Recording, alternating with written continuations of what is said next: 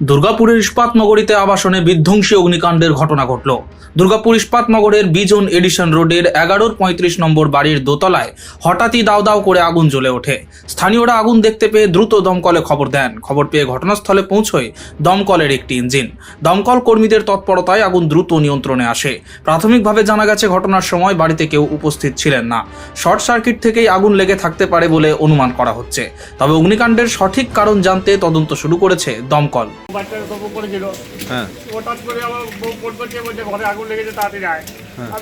আমি খবর করে চলে আসলাম গাড়ি করে। আমি ছিলাম না ঘরে, আমার বউ বলছে তাড়াতাড়ি আসো, আগুন চলে গেছে।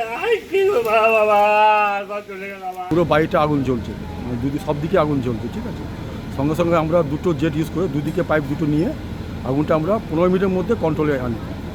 তারপরে ভিতরে সার্চ করে জিজ্ঞেস করলাম যে কোনো ইনজয়েড নাই, আগুনটা পুরোপুরি কন্ট্রোল। সম্ভব শর্ট সার্কিট। আমরা বসেছিলাম, তো আমরা হঠাৎ করে ধুয়ো দেখতে পাই। আমরা প্রথমে ভাবি যে পাতা টাতা পুড়াচ্ছে এরকম কিছু। তারপরে ধুয়ো আরও বেশি ঘন হয়ে উঠছে। তারপরে এসে কিছু দূর দিক দিয়ে চারিদিক দিয়ে আগুন দেখতে পেয়েছি। তো যেটা ডাউট করা গেছে সেটা হচ্ছে short circuit. Bureau report, street voice digital.